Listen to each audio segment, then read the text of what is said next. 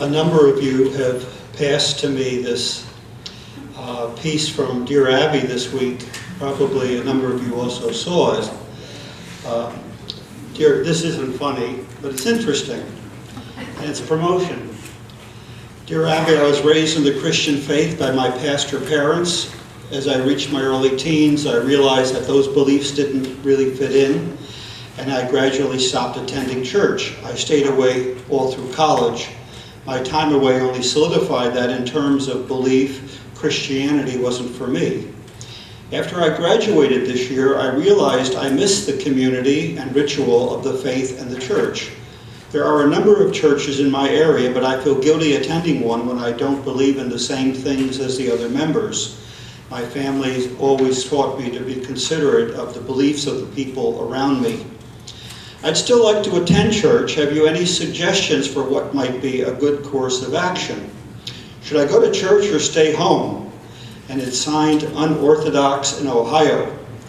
Dear Unorthodox, you don't have to stay home. Instead, explore a denomination that has no dogma or creed.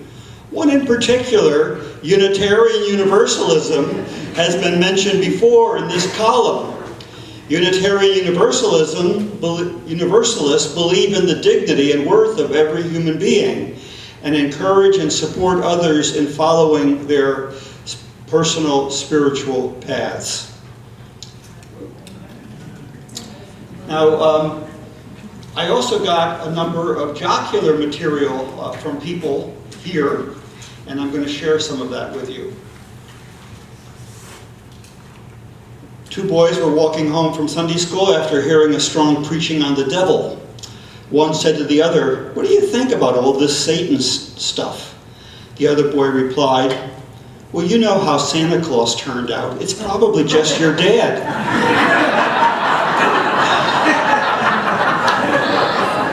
Attending a wedding for the first time, a little girl whispered to her mother, "Why is the bride dressed in white?" The mother replied, "Because white is the color of happiness, and today is the happiest day of her life." The child thought about this for a moment, then said, "So why is the groom wearing black?"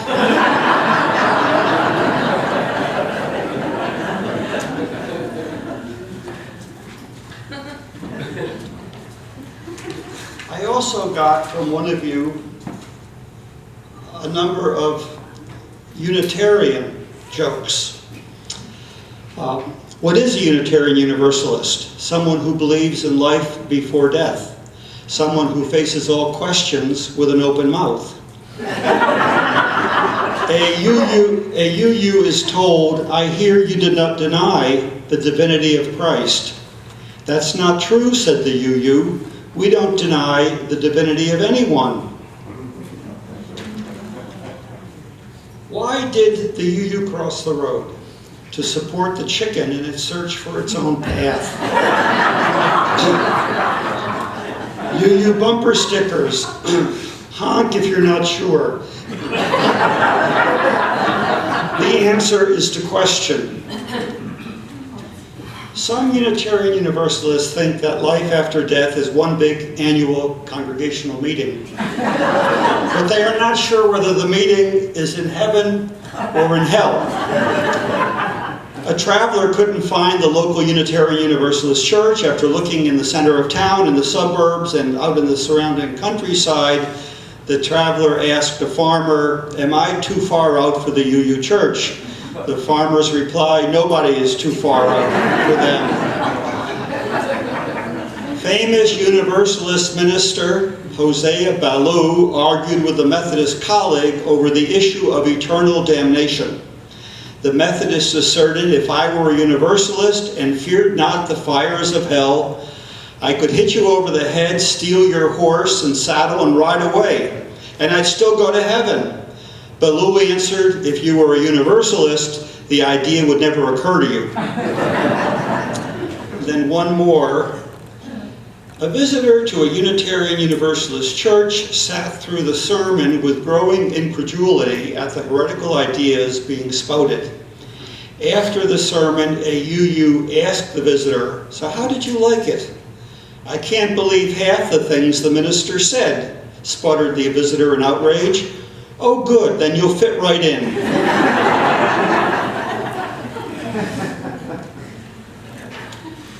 What does it mean that we can joke about or be lighthearted about our own religious beliefs or lack of them?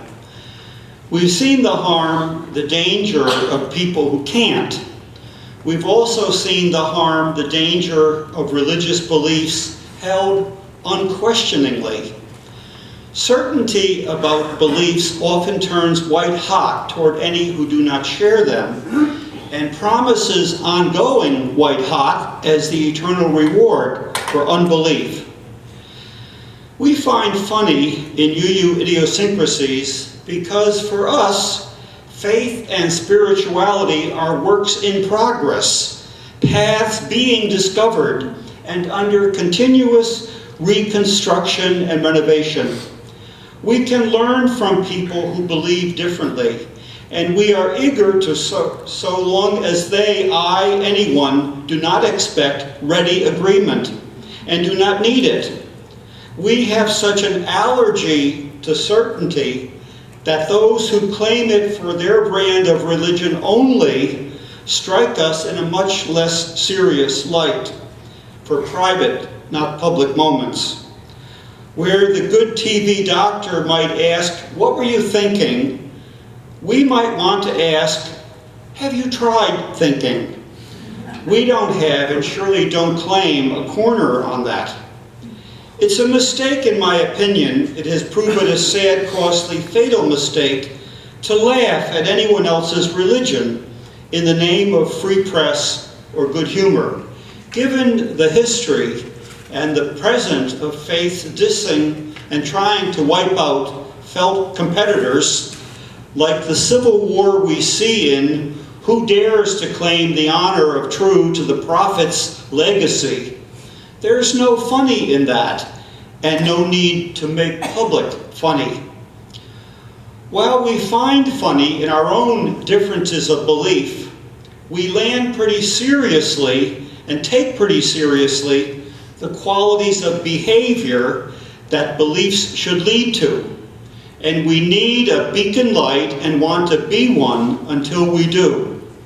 Landing on the side of love, standing up for justice in relationships, in communities, in our nation and world, not calling anybody who's not like us, not calling anyone who's not our norm abnormal, willing to look, needing to look at histories that have caused pain needlessly. I get most of my funnies from life.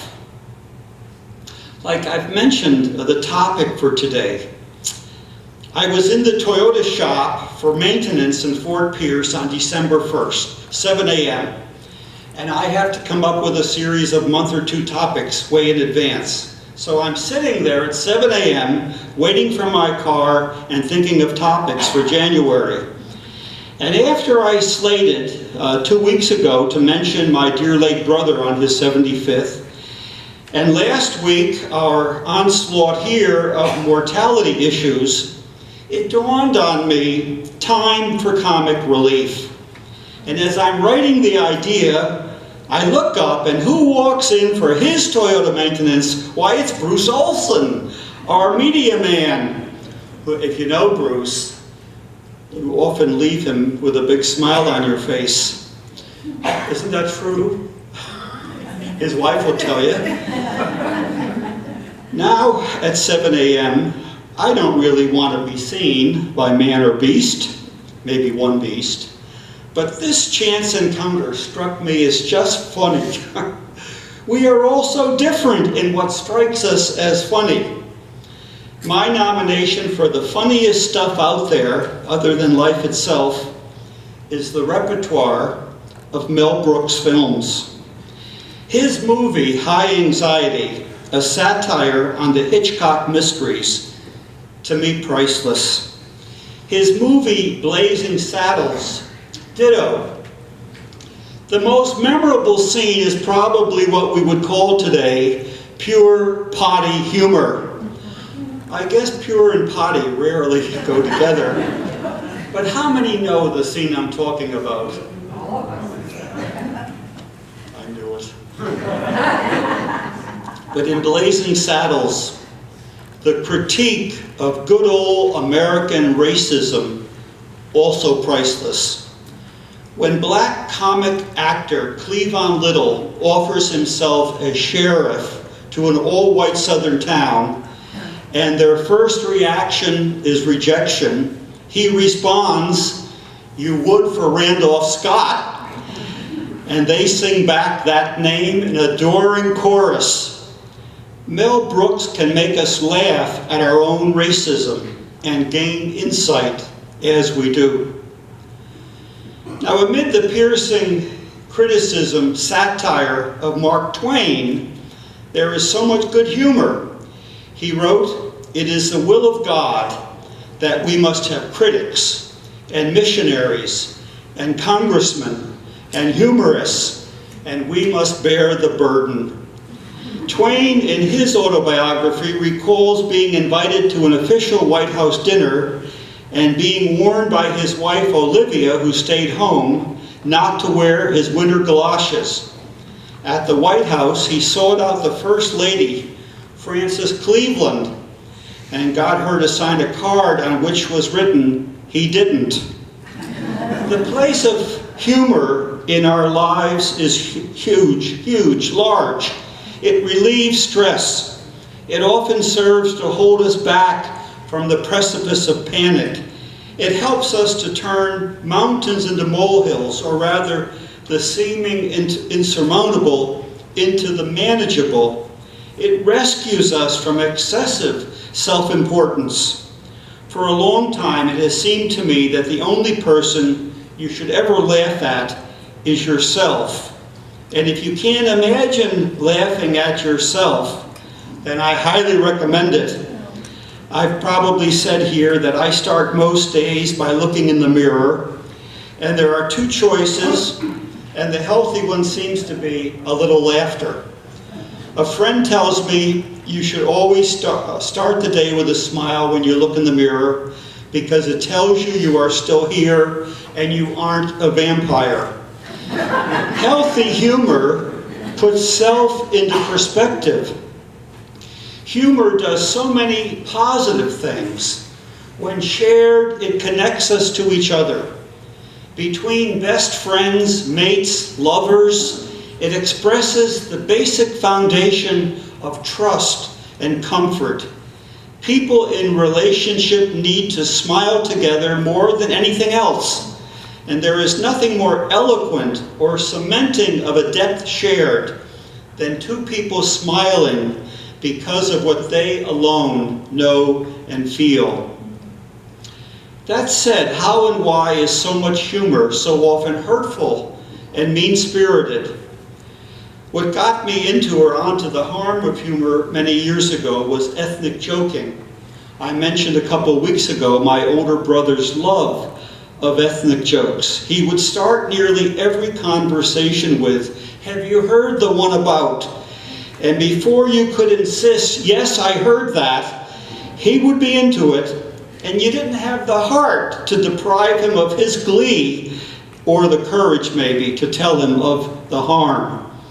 Since the Polish people were often the people at whose expense the supposed humor was hatched, I often thought to myself, what did the Polish people ever do to deserve all these put-downs? I majored in European history in college, so I tried. Did you ever hear about the Polish Empire, when Poland comprised a lot more land than it has today? He thought I was making a joke. Ethnic joking seems to me to come pretty unarguably from the core original sin, according to Eric Burns' Games People Play. The basic game, game again means how we understand reality so as to protect ourselves. The basic game is, mine is better than yours. Children start out with mine can beat up yours, but adults work it to the nth degree and too often to the ultimate evil. My religion is the best, my country is the best, my ethnic is the best. God save us from the best. Can't we be proud of any heritage? In my case, a very small part Scottish, large part American mongrel, without looking down on anyone else. Can't we be full of pride in country without aspersion to anyone else's? Who else has been the victim of such fun? Races, gender, Jews, the physically and mentally challenged, and certainly gay people. The last century of humor has had so much gay bashing, standard American comedy, sad. It must be a perennial, because we seem to need to keep on learning. People just don't like to be laughed at, except professional comics or clowns, and they want to be laughed with. I think, this is my opinion anyway, you are missing out on a really good source of humor and laughter if you just aren't able to laugh at yourself. Haven't we all known people and been people about whom we had to think, don't take yourself so seriously, lighten up, you'll live longer, and your blood pressure will thank you. My fear is if I can't laugh at myself, I may have an unhealthy notion of having to be right, or I may think perfection is within my reach. Incorrigible, not able to be corrected, is not a prerequisite for a happy person or a happy relationship. The movie houses used to have a big comic mask on one side and a big serious tragedy mask on the other. Our lives have a lot of drama, tragedy to contend with, to ward off. And often the best we can do is to try to keep perspective. And often we need the reminder that drama and tragedy and loss are not all there is to life. Humor is often the healthiest sign of comfort with oneself and comfort with one's other. Like all human energy, it can be used to hurt. We could say the same thing about religion. We often do. There are harmful, mine is better than yours expressions of religion and humor we want to be clear about and to stay clear of. But indeed, there is good in both that builds up and connects people, and that we need. Now, I want to end with a joke that is kind of a segue.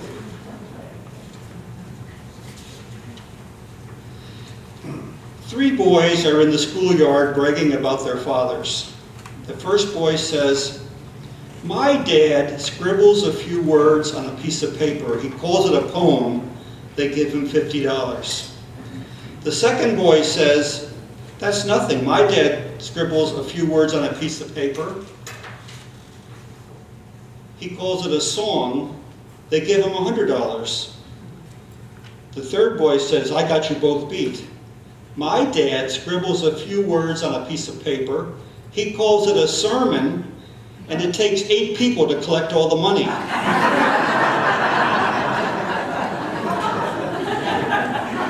I'm sorry to say we don't need 8 people here to collect all the money, but we do appreciate your generous morning offering.